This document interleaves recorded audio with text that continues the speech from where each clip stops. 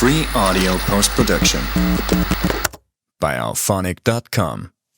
السلام عليكم ورحمة الله وبركاته، إزيكم عاملين إيه؟ النهارده إن شاء الله حابب أشرح لكم ثغرة كنت لقيتها في شركة AT&T. هي شركة من أكبر شركات الاتصالات في أمريكا، مش أمريكا بس في العالم يعني. النهارده إن شاء الله هاشرحها لكم إزاي لقيت الثغرة وإيه الفكرة منها.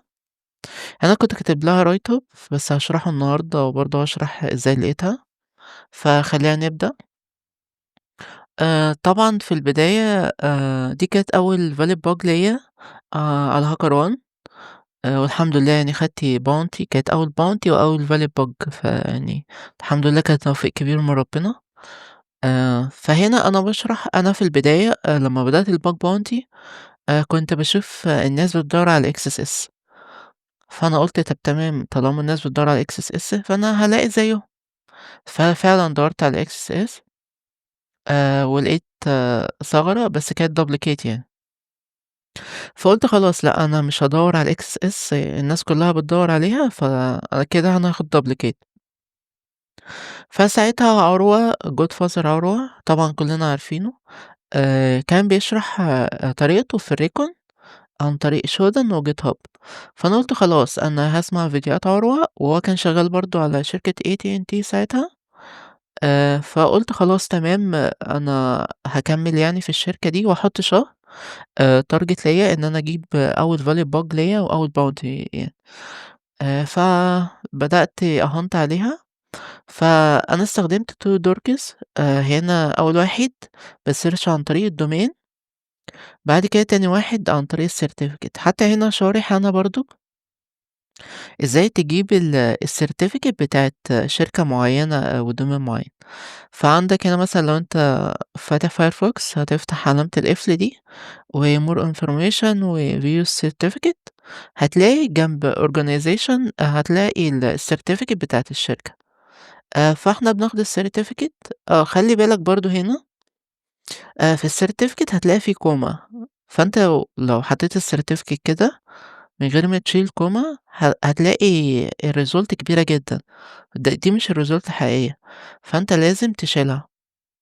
يعني هنا لمّا شِلتها بقى 10,847. آآ تمام، هنا برضه ماشي هاشرح لكم الحتّة دي. أنا هنا بasearch بالHTTP title. ماشي تمام هنا. هنا حطيت الدرج اللي أنا بasearch بيه، هنا هتلاقي subdomains مختلفة للشركة اللي أنت بتhunt عليها.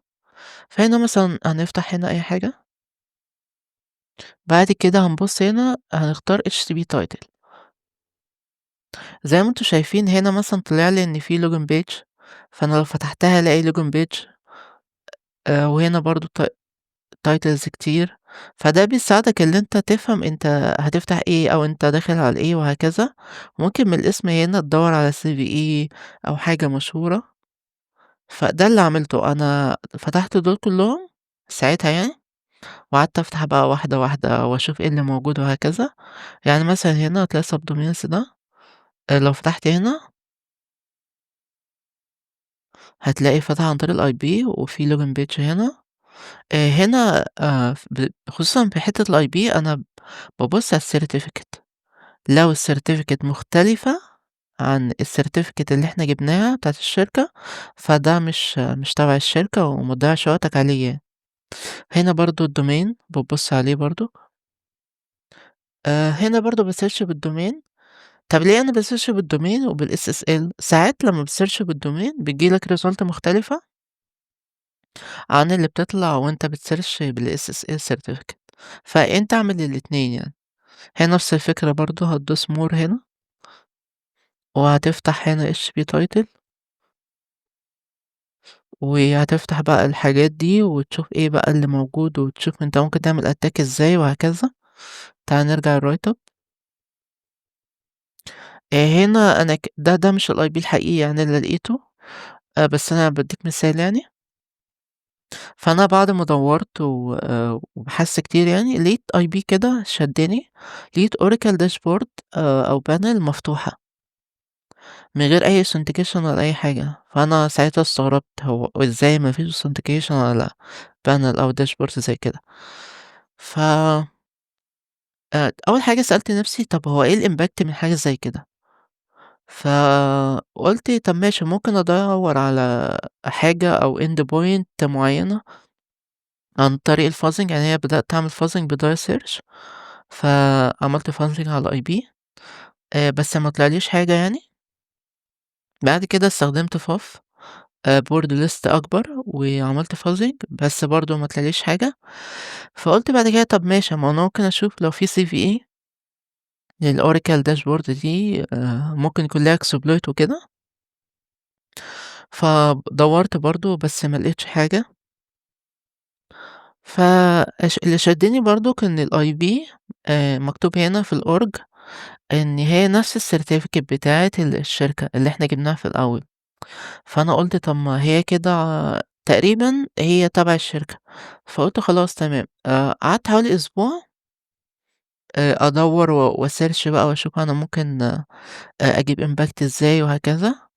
ففي الآخر قُلت خلاص أنا هابلّغها إن هي open Oracle dashboard without authentication، وأشرح له بقى وأكتب له أكتب للTrager يعني الحاجة اللي موجودة. يعني مثلًا كتبت له إن هو في enterprise manager، في web logic server، في configuration administration.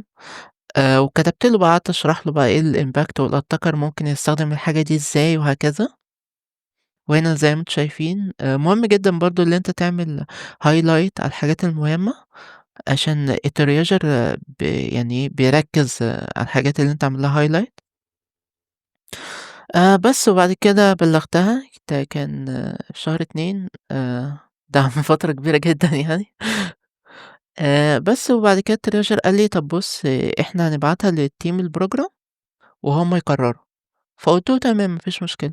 فهو عمل لها triage وبعتها، وبعد أسبوعين تقريبًا أو شهر team الprogram عمل review ليها يعني as أنت شايف الstaff بتاع شركة AT&T وحسبها high. يعني أنا ما اتكلمتش معاهم في أي حاجة، هم من نفسهم شافوا إيه الimpact منها وإزاي الattacker ممكن يستغلها وهكذا.